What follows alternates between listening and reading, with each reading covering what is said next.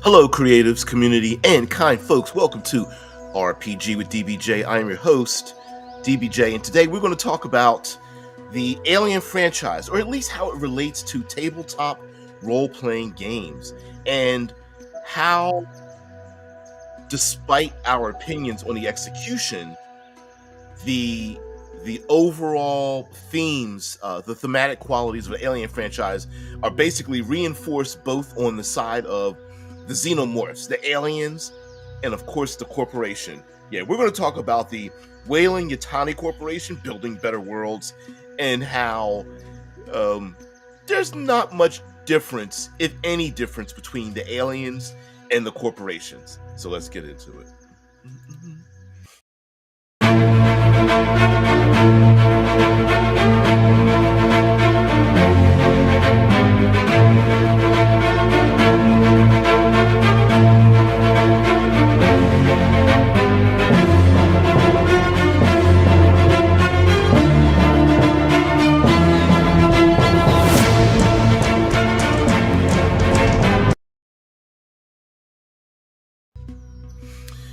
So, hello everyone. This isn't an opportunity to talk about the quality of the movies in the Alien franchise. Instead, what we're going to talk about are the world building elements and, um, you know, some of the fuzzy logic that's involved in it, but that actually really presents to us great opportunities for world building when it comes to tabletop role playing games, and that sometimes less is actually more. Um, because tabletop role playing games are a different medium than, say, anime or animation, television, books, music, novelizations, and things like that. Sometimes it can be a little bit difficult for us to translate one to the other, especially if we are influenced by those very things. And so I think today, and having taken a look at the last three Alien movies, The Covenant, Romulus, and Prometheus, and with many people, fans of the series, have mixed results about it. It kind of brings to light something, and that is Rapsolicious. Hey, hello there. Well, thank you very much for stopping by. We are going to go into reinforcing themes, and mind you, the Alien franchise is basically about horror and thrills and such, but we're going to take that and expand it out and maybe even think of other thematic elements. So allow me to present my argument that, as a matter of fact, let me see if I can find, let's see if I can find my thumbnail and present it to you guys, so you guys get the idea what it is that I'm talking about. Yeah, there we go. All right, let's see if we can share this out. So, the Alien franchise is based around, of course, this idea that the Xenomorphs, there's always a ragtag group of individuals that are in deep space, and they encounter the alien Xenomorph, and facial assaults and body horror ensue after such a thing.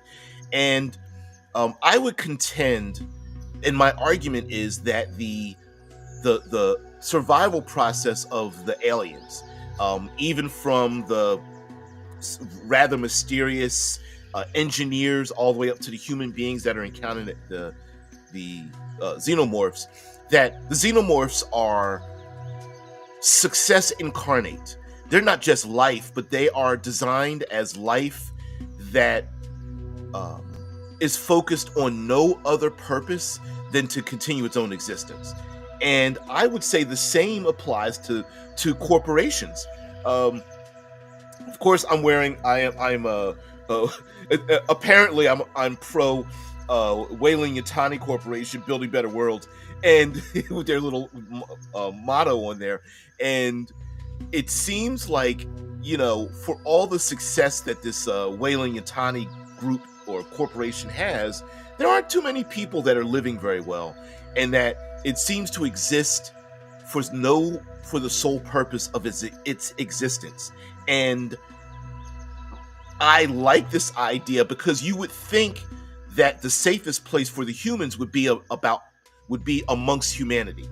And in the Alien franchise, oftentimes are, of course, in a horror sense, that that our human beings are trapped somewhere in a place where they can't escape, being ravaged by an unknowable monstrosity, and it's up to them to have a grit, a desire to live in order for them to basically survive another day.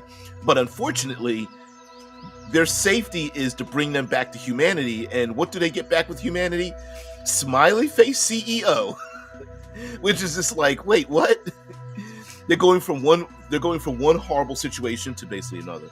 Spook says, if anything, I say the aliens see more value in the humans than the corporation does. Need them to hatch their young. Yeah.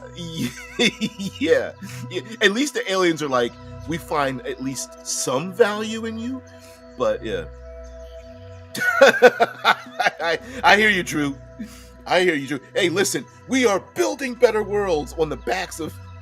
No, yeah. I am with you. Rapsolicious says, this is an interesting topic, especially when trying to see how the feeling, aesthetic experience can be recreated in tabletop gameplay. Yeah, don't worry, I do this all the time. By taking like television shows or movies or something like that and translating it. But it was interesting after having, just hanging out on the weekend. I was taking some cold medicine and things like that. And I'm watching one of the Alien movies. I think it was midway through Romulus or something, and I'm like, wait a minute, the corporation is like the alien species. Although I do agree with Spook that I think even the alien, the Xenomorphs, even consider the human beings even better. And I think this explains... Okay, let me rewind a little bit. Yes, the first two Alien and Aliens movies are probably back to back as some of the best thriller, horror, science fiction we have in the genre. Top 5 at least, if not in your top 10s probably. But as the series is going on, we've encountered a lot of not the brightest individuals in the group trying to survive out in deep space. And it kind of makes you wonder, like, wait a minute, are these people making the brightest decisions? And many of them are not. I feel like, and maybe the execution wasn't done well, that the people left to survive in the greater intergalactic community are making bad decisions, not out of stupidity, but out of desperation. That some of these people have been beaten down and trying to survive in a corporate structure that doesn't benefit them at all. They are at the bottom of the pyramid and will forever be at the bottom of the pyramid. And in order for them to progress higher, they have to... Their labor is being used and abused, is being extracted from them. And the individuals, the human beings, don't have much left. And that includes common sense or bravery or intelligence or knowledge. And so they are trying to exist in this greater intergalactic world where maybe not by true brilliance, but just by rote, they're able to keep starships going, travel from star to star, navigate. Like, they know these things not because they're brilliant and design them, but because, well, we know if we plug A into B, then C will happen. And if you expand it out into complexity, it's like, well, yeah, we can fix the engines, but do we really know how the engines work? Not really. And then when they go to these alien planets, they're just like, look, we need to get out of here. And others are like, wait, let's poke the alien seed and see what happens. And I think it's not... This is my own... Look, as an individual of the corporation, this is my own interpretation of why some of these characters do some of the pretty horrendous things. And I feel like it's survival mode writ large, right? It's everybody's trying to get out for themselves. Yep. Yeah, Mike. Hey, Mike Squared, hey Marin, what's going on? Says the alien Romulus protagonist taking a desperate chance at escape rather than endless servitude. Exactly. Now, I will say they did put the logo everywhere in that movie. It was like plastered on everything. They're opening up plastic boxes and eating food, and they kind of like overdid it, I think, in the movie. But you got the point, right? Everything was controlled by the corporation. Everywhere they looked, it was a product or a system involved with the corporation, and maybe a little slower, it's basically destroying humanity itself. And crazy how that's done. And I think let me get this into tabletop role-playing games, the idea that that the place of safety, because this is horror, right? So we're scared of the Xenomorph, but we're also just as scared. We know the devil, which is the Weyland Yutani Corporation. We know the devil. We know we don't want to be here. It's already trying to kill us. It's especially in the Romulus movies, beating down our parents, and they don't even know it. They're on a treadmill, and eventually they'll just get ground into the system as meat. Maybe we should try something different. We're willing to go to a place where other people are not willing to go, and that is where the Xenomorphs live. And the Xenomorphs are,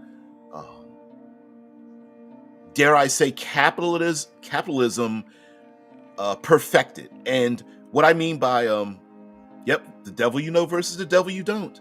And this is also a great way to have our heroes in our tabletop role-playing games to make the decision to go, I don't want to stay home. I want to get the hell out and go adventuring. So, and mind you, there is a bit of the danger in doing this is that the players may understand there is no safe place for them to be if you want to make this like horror. But you could do this with comedy, with adventure, with romance. I believe you could do the same things with this. David Spook says, so are you saying that people who are desperate and might not have the best interpersonal skills are not necessarily the best choice to send out blind colonies? Exactly.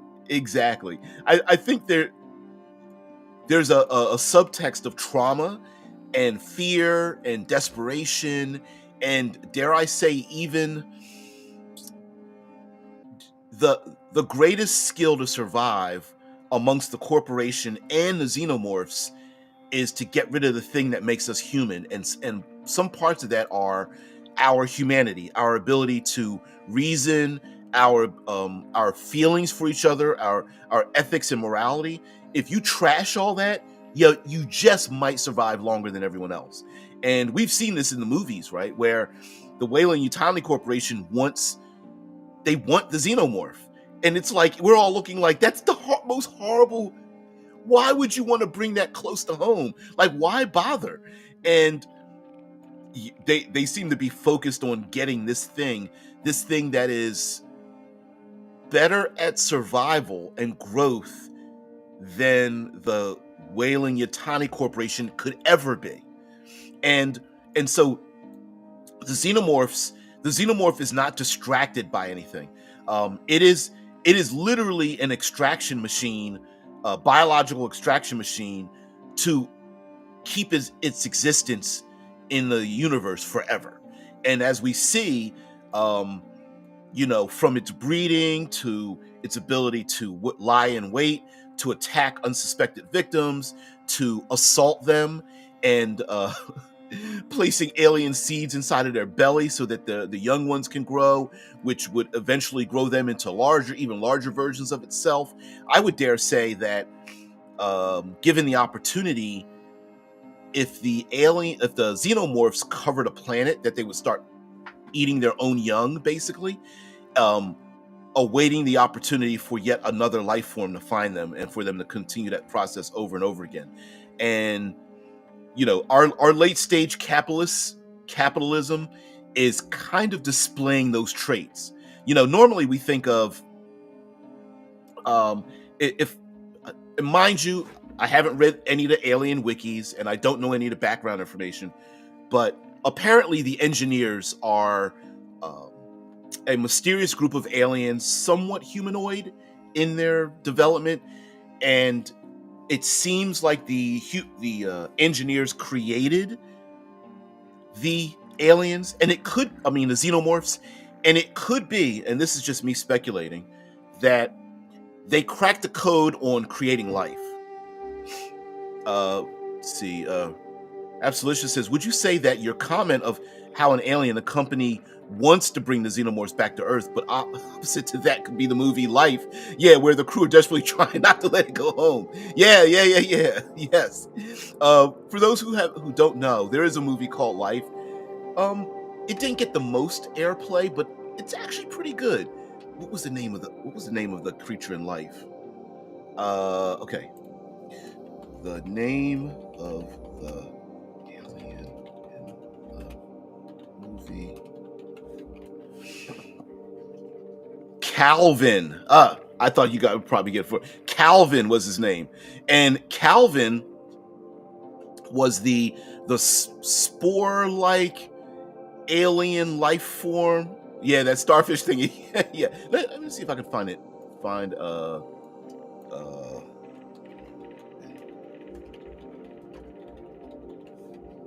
See if I can find a video or image of it and put it up here, because it's almost a large, what would you call, like a single cell organism almost, but it was tentacled, and there's no really good images of it. Oh man, yeah, it was a interesting movie. It had some really good, I mean, the actors in it were awesome, but I'm not finding any imagery where I could really show it off. But I think the xenomorphs fit into the exact same. Yep, Calvin. Yeah, pretty cool. I'll see if I can find something around here. And page through some of the imagery. Oh, they're not going to let me show that off, are they? Nope, because Calvin's going down somebody's throat. Never mind. Oop, can't do that one. Ooh. Oh man. You can't really see Calvin in that. It's very dark. A lot of images that people have captured very dark. But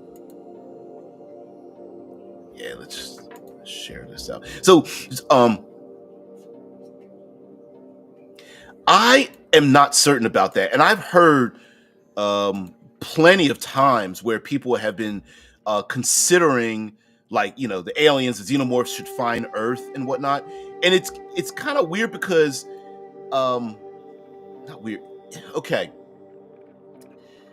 It would take it from thriller and absolutely take it into the take it from horror genre and put it into thriller, because one of the things that happens in the horror genre is we have a ragtag group of people, usually in a bounded location, somewhere where help isn't possible, and there's very few avenues for escape.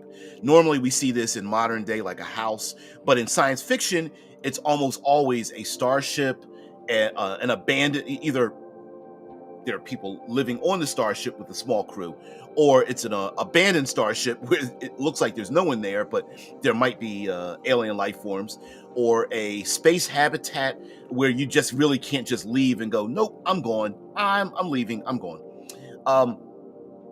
And they would have to, I think the way it would be written would be like, maybe either our crew arrives on Earth and they've like dominated, or it's the beginning part, but then the beginning part would make a war. I guess they could do it like an alien invasion kind of thing, where the alien pods are in all the deepest caves and darkest basements and whatnot, and they come flowing out like a wave. Maybe we see storage areas and places in the streets where we see dozens, if not hundreds, of people with face huggers on them, and you see chest bursters coming out in the dozens and whatnot. I think it would be kind of cool, but man, how would you direct something like that? I don't know if the franchise can support the amount of money it would cost, but wow, it would be awesome. Yeah, in the movie Life, this was an example of just one life form that whose entire job was basically to whose entire function. Let's see if it's difficult to see it here. Whose entire function was to survive and to live, and I think the xenomorphs are the same way. And unfortunately, when it comes to corporations and whatnot, I'll put back up the xenomorph thing. Unfortunately, when it comes to corporations and whatnot, it line must always go up. Seems to be the case, but us regular folks are always looking at it like, well, wait a minute. If you keep making your product, whatever that product is, go up, there won't be any people left to afford to buy that product, which is why innovation in corporate in late stage corporation involves creating new avenues for human beings to have a new desire, to then monetize that desire and have that desire just keep increasing more and more until they replace it with another desire. So like we see this today with, what's a good example? Real estate. Most young people today will have an extremely hard time buying a house, finding a place to live, and so now the finances, the financial institutions are trying to figure out how to extract the most out of people when it comes to a resource. This particular resource being money, and it sure did go away, didn't it? What? Okay, now I went away. Huh. Okay, we're going to have to just get rid of you. So, at a certain point, prices can get high enough where no one can afford it. So what will happen? Will they start dividing homes in half, or making half-size homes, or putting homes in places where very few people can live? I don't know. Spook says, I like that in the end of Alien Resurrection, we got to see that Earth is a dust ball, and it's because of the corporations rather than the aliens. Yep. Yeah. In the Alien franchise, we don't really see Earth. I mean, it did show that one end scene kind of thing, but Earth has been destroyed essentially, or rendered useless. And other than a few scenes from what's the movie, Prometheus, and I believe there's another one, maybe even Covenant, we don't really even get to see the corporate headquarters, right? All we see are the oil smudged, downtrodden individuals that are working for the corporation, but we never really get to see like anybody having fun or enjoying the fruits of their spoils. We do see some people trying to have some fun a little bit here and there, but it's been described as like space truckers, that the people that are living in space they're just 9 to 5 workers trying to do their thing, trying to get paid, and trying to get home, wherever home is. And we don't really get to see a giant portion of civilization even. And I wonder if the Weyland Yutani Corporation is almost creating a propaganda that there really is even a place to go back to. I wonder because what's the other role-playing game? Mothership? Let's see if I can. Do I have Mothership?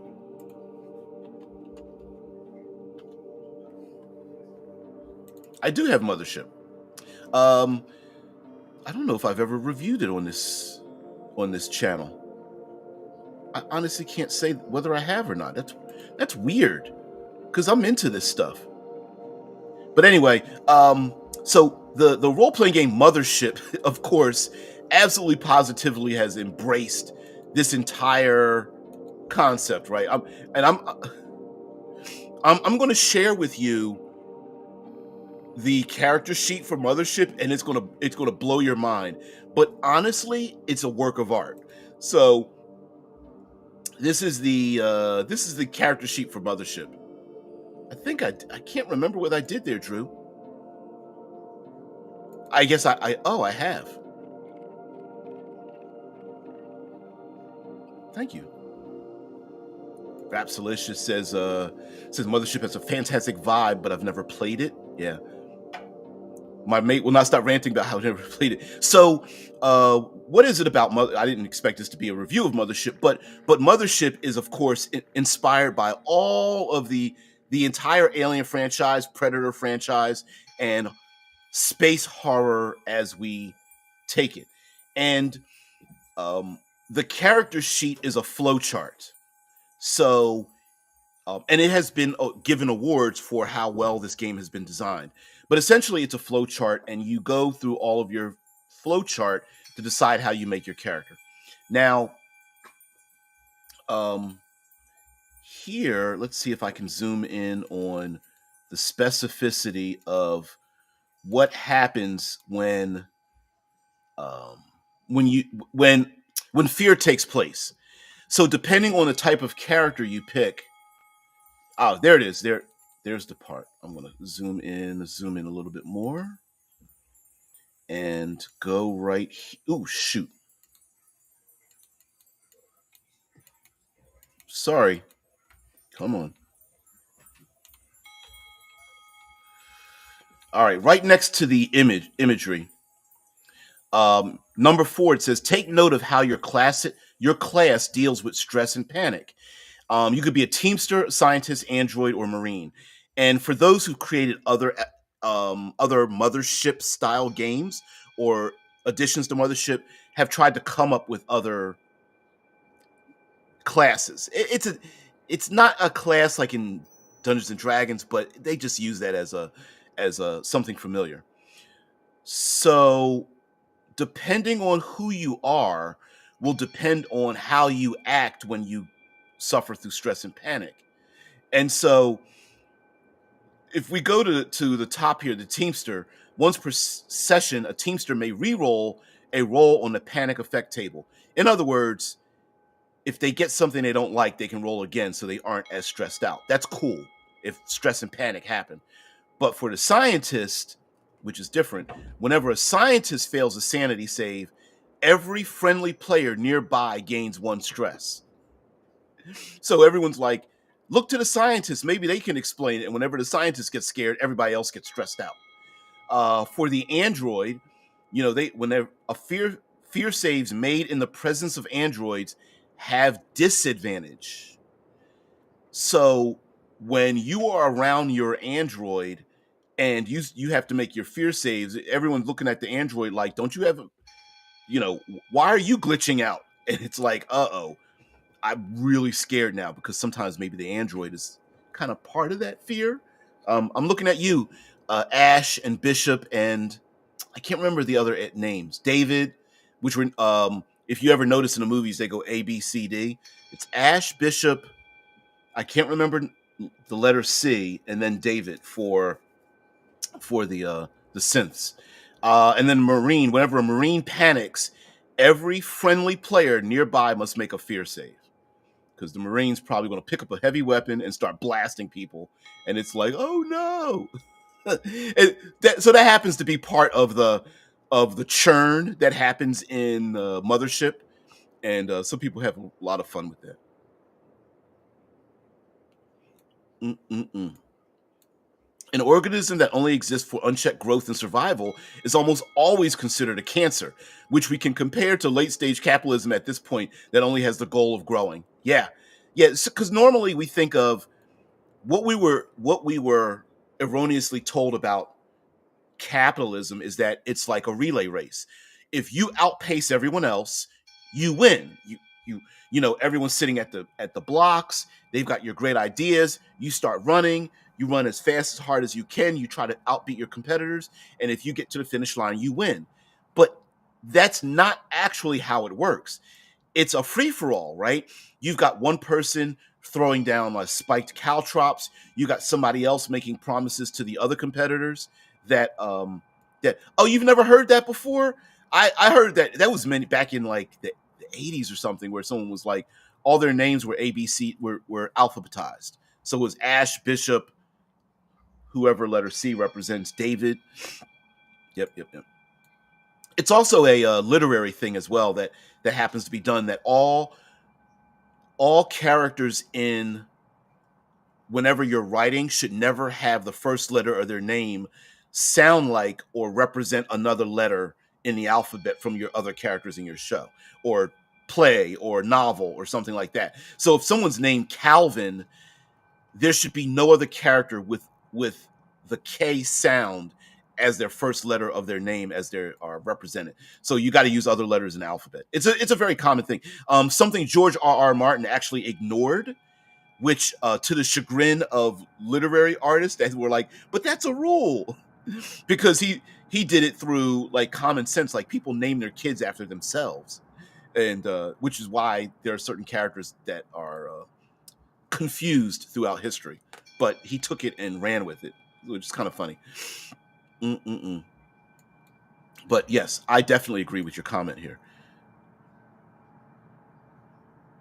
Drew says, but you have talked about many systems more than once, so don't let me stop you. Do another video on it. Yeah, Mothership deserves another look, or a deeper look, and it is a strangely enough. Hey, come on. Strangely enough, it is a percentile system, and which seems to rub the community the wrong way for some reason. Percentile system games, which tend to be skill based, uh, usually tend to be like off putting for people, which I find very strange because uh, per- percentages, we understand percentages intellectually. And I'm surprised it hasn't held on, because we have a number of OGLs that use percentile systems. I think the Basic Fantasy and Mithras games use percentile systems. Was it Call? Yep. The little bits of fun are usually just people trying to reclaim some humanity and is almost instantly killed by the alien. Yeah. It's usually like little jokes, little asides with just a little bit of humor mixed in, and all of a sudden it's like, nope, can't let that last too long. Oh yeah, got some riffs and GURPS. Yeah, yeah. Man, didn't you pull let's see if we can get this down to a manageable level here. There we go. Maybe a little smaller to get the whole thing in here. There it is. Yeah. Now, mind you, because it looks complicated, what ends up happening is, depending on your choices, it will funnel you down to only specific choices. So it's not like the entire character sheet, you got to keep track of the entire character sheet. This is just how you make a character. But like, if you pick a teamster or scientist, you're not going to get the same choices as if you pick like android or marine. And so it looks complicated, but really it's there. So the other reason is, your character's not going to live very long, so you got to make a character real quick. So if you just follow the flow chart, you're like, boom, boom, boom, boom, boom. I take all this, I'm done. Like, if you take a look at what my cursor is circling around, your stats in light gray, if you can see this visually, they already have your base stats filled out in.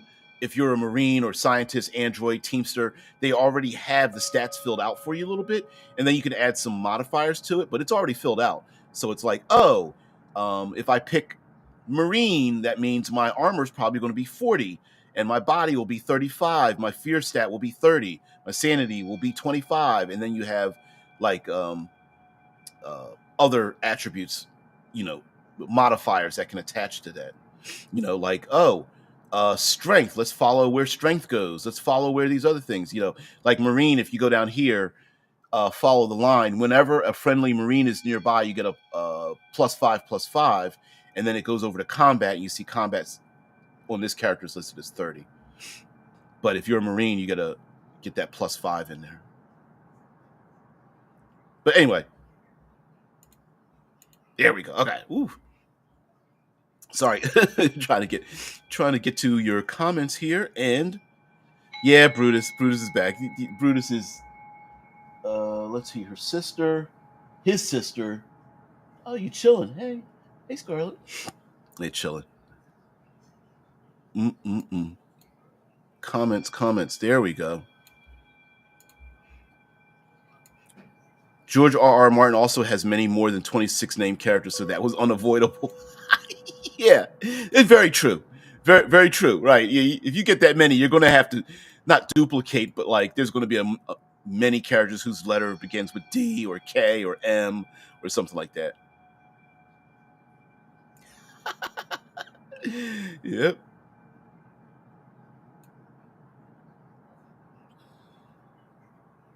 You shouldn't.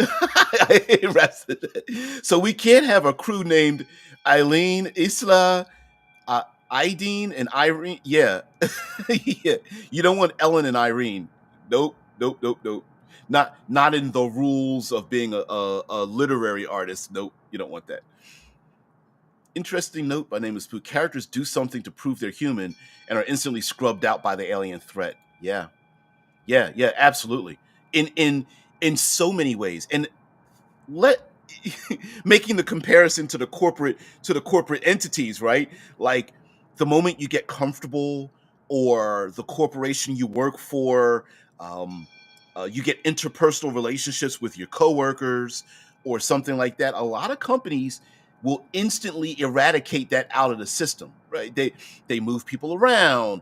They end break times where people get to be together. They check your email or something like that for like side talk and all that kind of business.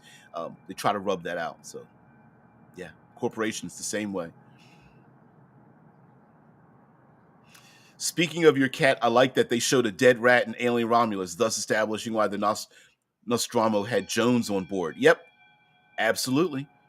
Yeah, even just the idea of caring for a small um another, dare I say, invasive species like a cat or a rat or something like that on a starship shows our humanity, right? It gives us, and there's a little bit of a. I'm going to make an argument about a dichotomy in the Alien franchise that has, I think, rubbed people the wrong way, and in tabletop role playing game, we can understand how this can kind of rub people the wrong way in horror, and especially in the horror genre, but yeah, it what is it? It's called Save the Cat, Kick the Dog, where to very quickly get us to empathize with certain groups of people, if they save the cat, if they are kind to innocence of any kind, we get an idea like, I like that person. And kicking the dog is the human being that hurts the innocent people, which we immediately consider to be the bad guy. She is introduced as Annalee Call. That character began my lifelong love affair with more human than human robots. That Winona Ryder. That hey, we've all had our like our crushes, right? Yeah. Oh man, that's yeah, that's so funny. I would also say Andy was for Rain, her Save the Cat and Alien Romulus. Yep, and of course, absolutely Ripley saving Newt is a clear indication, right? Newt is completely innocent, and she wants to save the innocent, and but that's not specifically Alien franchises, right? That's a storytelling mechanism that is very common to get across to our consumers what we want them to feel, and it's not manipulative. It's um, every love interest that works for like a children's hospital or a vet or a flower shop or a bakery or a coffee shop or something like that. Absolutely, positively, is a save the cat moment. Yeah, yeah, yeah. We don't have to worry about names in Martin books. They won't live long enough for you to remember them. Yeah, yeah. It's like finally when you get their names, like I know the difference of all. Oh shit! Damn, they're dead already. Yeah, that's funny. So, um, something that is difficult to get across in the Alien franchise, but we love in our tabletop role playing games is like who's the bad guy, who's the good guy. Okay, we know that the corporation's horrible. We know that the xenomorphs are going to pretty much murder, kill, and dare I say, psychologically, sexually assault our heroes. But then, who are we rooting for? So, and this is my this I am myself with no outside influence in making this claim. In a horror movie, if our main characters are kicking dogs, we are rooting for the bad guy. If they're saving cats, we're rooting for the good guy. Unfortunately, throughout the Alien franchise, we are given both, and it can be a little confusing just a little bit. And what I mean by that is that we get sometimes we get some very dumb crew members, and they can come across as assholes. And the reason for coming across as assholes is because we don't care if they die. Okay, that's it. In a tabletop role-playing game, we want to be the heroes, so we're going to be the good guys. Unfortunately, in this world where we have, corporations on one side and we have the xenomorphs on the other side, that it really doesn't lend itself to like, well, where do we stand? And unfortunately, in the franchise, this is a dumb way to say it, the more gooder you are, the more deader you will be. You look out for your companions. If you're trying to do the right thing, you're trying to follow the rules, it's like you're not going to live very long. And so, how many times do you shut I don't know, what is it? Shut a bulkhead to trap one of your own crew members behind a wall so that they get eaten by the alien and you don't? And how many times are we going to have one of the members be a turncoat for the corporation? And that's a difficult thing to get along with in a tabletop role-playing game, because all your NPCs are going to be suspect, right? One of them works for the corporation. One of them is an android that's going to be programmed. One of them is the proverbial a-hole that's going to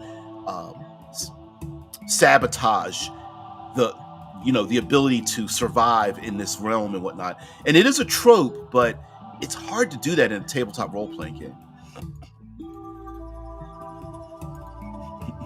Cats are a maritime tradition for dealing with rodents so they don't overrun the cargo. That's very true.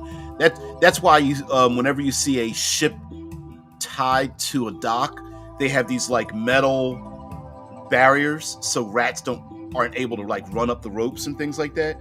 And me as a person of a certain age, my wife and I, we like to go cruising, and I see that a lot. Yeah, got to be careful. Although, how the hell rats realized that there was food on board, I don't know. The idea of the save the cat moment that Blake Snyder talked about in his book of the same name was good to have that put in words, but I feel like Hollywood made that book too much of a formula these days. Oh yeah. Yeah, I mean, if I'm not mistaken, they have time codes related to what page of a script you're on for movies. It's that detailed.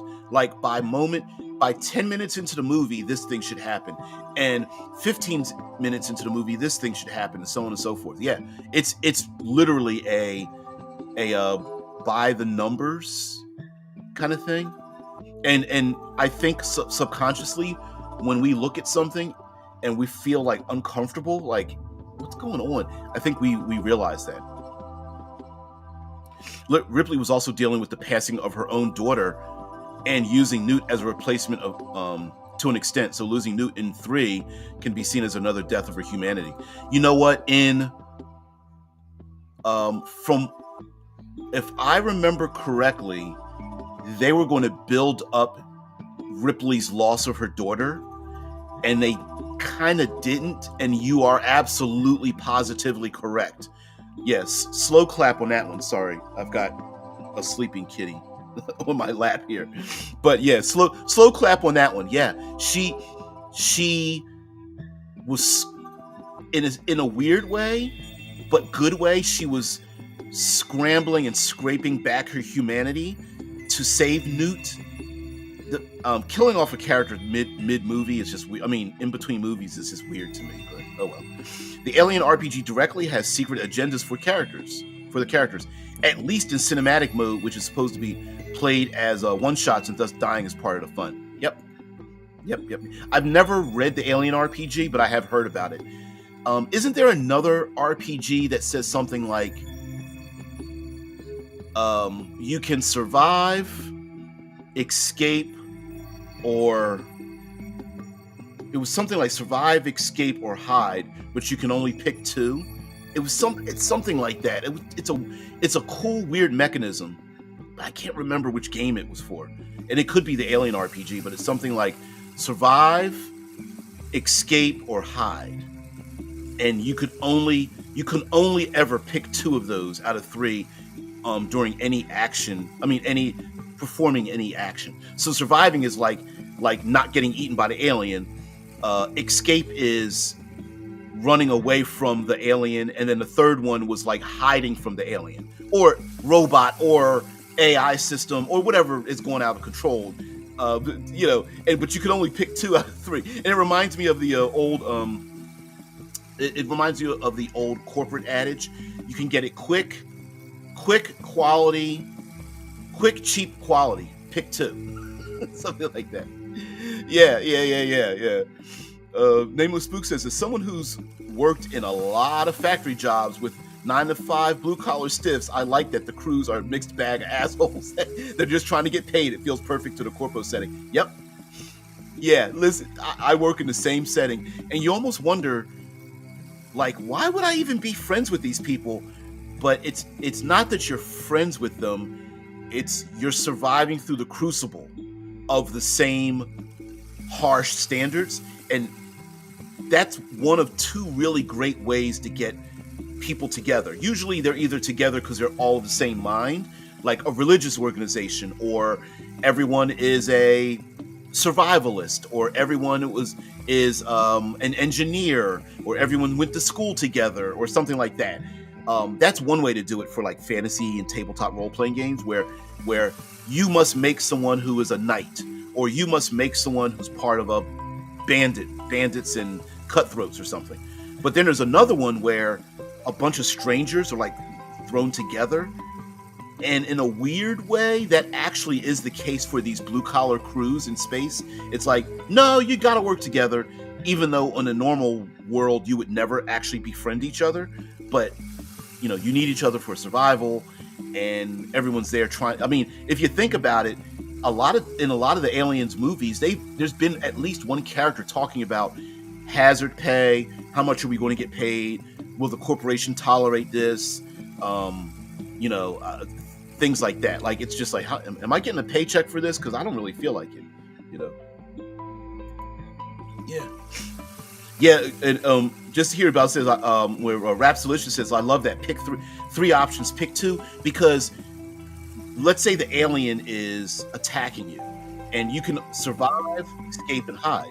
Well, escaping and hiding is probably your two optimal ones, but that means you won't air quote survive, which means you're choosing to suffer harm. Like maybe the alien scrapes your back, or plants a seed inside of your arm, or breaks your leg, or takes out one of your eyes, or something like that, right? Like, so anyway, I can't remember what game I heard that in, but it's really cool to have, like, you can pick two. You roll the dice and pick two. That's it. Yeah, good, fast, and cheap. Which two do you want? Is it Terrorscape? Run, hide, survive? I can't remember. I mean, don't quote me on that. I know you guys will know that better than I will. Newt got killed because the character dropped out of the game. And guess what? Guess what? It was a West Marches style game, right? Today we call it West Marches. I tried, in my own headcanon, I call it outposting, red shirting, basically, where, hey, guess what? The character stepped out, and we're like, oh no, that's fun. Yeah. Terrorscape, is that it? I'll look it up. Hey, kitty, yeah.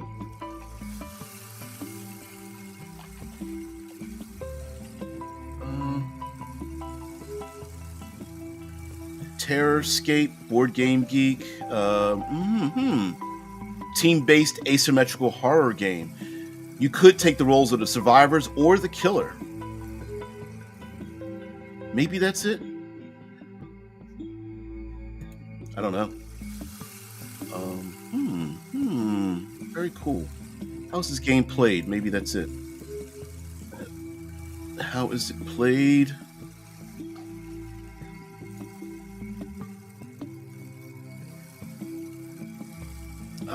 It's not saying it right up front real quick. Oh well. Oh, that's an interesting. It was a Kickstarter. Very cool. Board games are dominating so much. Back to the Factory Crew. They were people I'd never hang out with, but they were a good dysfunctional pirate crew that I loved working with. Yeah, that's also a great thing to have, right? Because, what is it? Having strange bedfellows. Having, kitty, look, you're about to fall. I gotta hold you in my arms. I am so sorry. I am so sorry, kitty. Yeah, I woke you up a little bit. Yeah, because in a tabletop role-playing game, most games give us a lot of options to portray what kind of character we want, and one of the best ways to get a motley crew together of people who never normally would be together is to have a unified crucible, unified agenda, or like a bus crash, or our starship landed on this planet, or we're all. What the hell was that? Yeah, we're back on my keyboard. Yep. Or we are all from the same. We've all been victim to the same injections by a corporation that they were trying to create superhumans or something like that. Yeah, he is Brutus, and his sister. Yeah, I heard the same thing. I think a bird slammed against a window, and it sounded odd. Oh, thanks, guys. It's cute. They are strays. Survivors from a my brain's not working.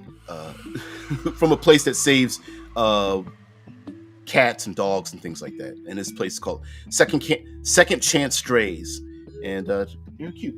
They are biological brothers and sisters. I don't think you'll ever see the sister. She's a little bit standoffish. So, lastly, I do want to say that one of the things I think we can learn from, or actually steal from, give an homage to for our tabletop role-playing games is, if we want our players to really feel like our world, they should be afraid of the Xenomorphs, is maybe the Xenomorph is a stand-in for vampires or dragons, or a totalitarian government, or robots, Terminator robots taking over the world, or anything of that nature.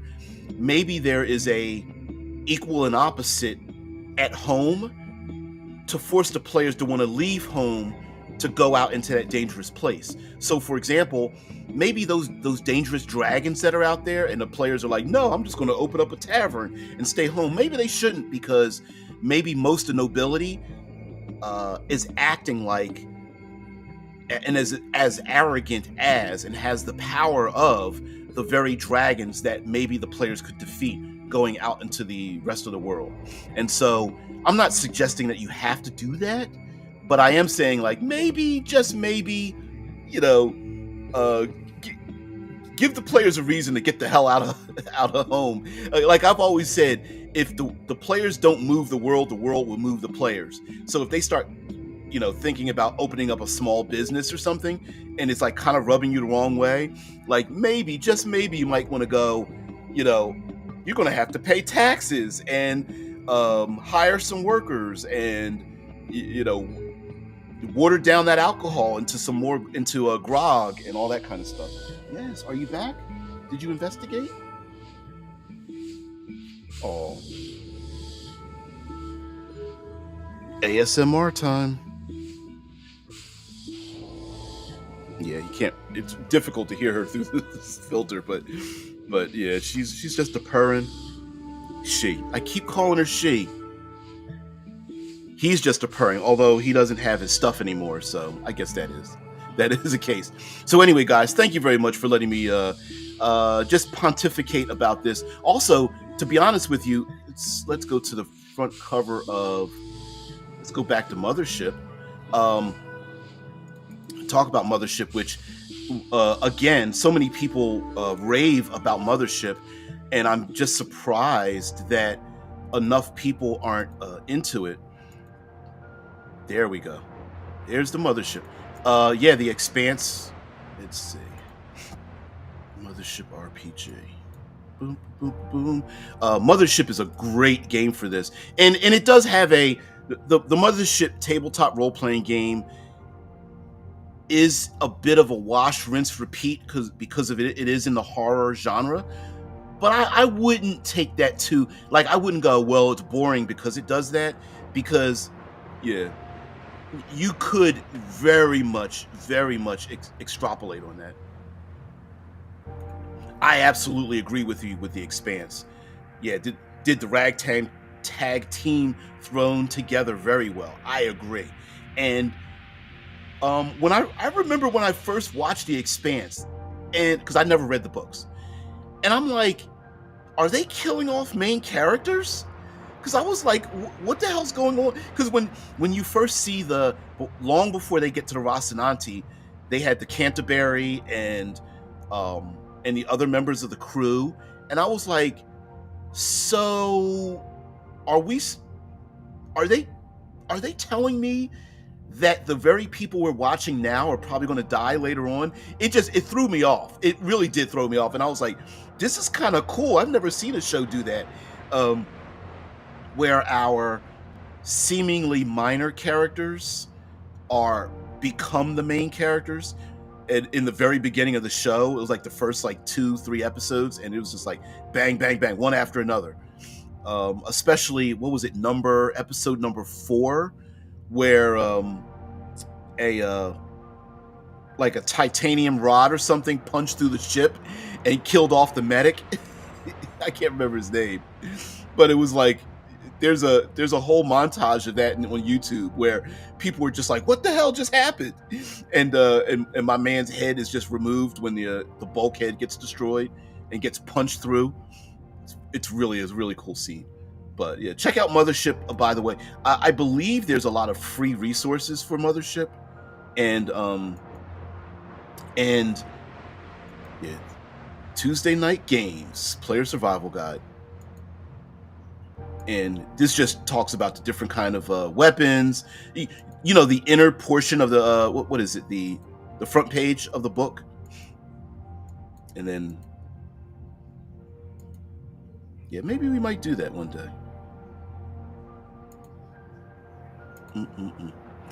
So anyway, guys, thank you very much for being part of the show. I really appreciate it. Thank you very much for letting me geek out sometimes with science fiction. Thank you very much for letting me do that. I really appreciate it. And one of these days, we'll get back to I'll show off and get back to Obsidian Star. Believe you me, I'm still working on it. I'm a bit of a perfectionist, and I made a change, and I had to go back and go through the entire book all the way through. Hey, Rapsolicious, no, thank you for stopping by. There's a little secret. I don't want anybody to know this. You guys make me look brilliant. so we all benefit from that. So yeah. So anyway, guys, thank you very much for being part of the show. I really appreciate it. Also, thank you very much for just encouraging me to do this. I like hanging out because it's like the pre or post gaming session at the table, where like just before a game starts, or just after a game, and we're just sitting around eating snacks and stuff. It kind of feels like that for me. So I benefit from this a lot. So I really appreciate that, guys. Also, everybody have a great day. Tomorrow, what are we going to talk about? We'll talk about randomizers or something like that. Thank you. Yeah, what is that, a streamer? I can't see what it is. It's so tiny. Thank you.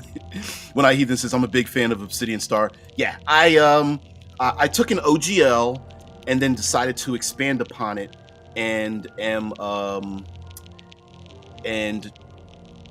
am going through the process of getting it from like 50,000 words. I don't know if it's that much, down to like 10,000. That's so funny. Oh, she's here. She's here. Hey, Scarlett, say hello.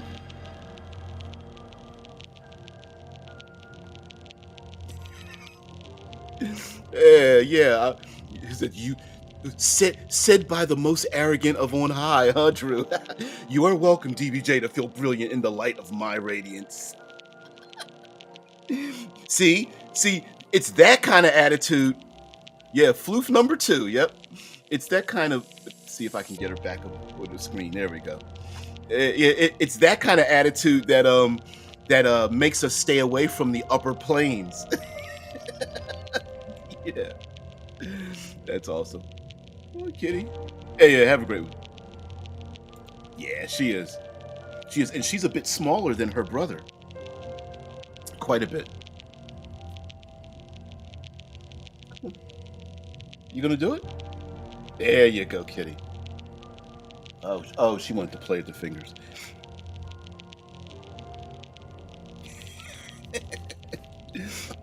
Yeah, she does.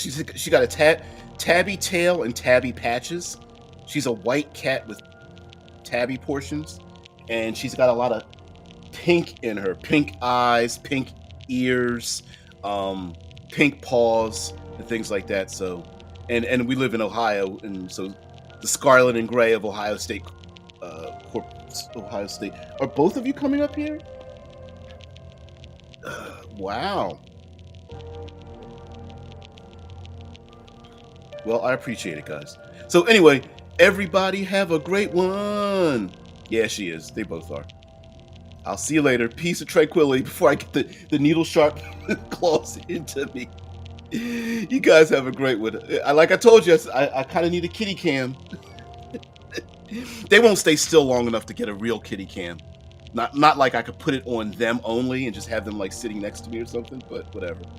But anyway, guys, have a great one. I'll see you later. Peace and tranquility. Bye.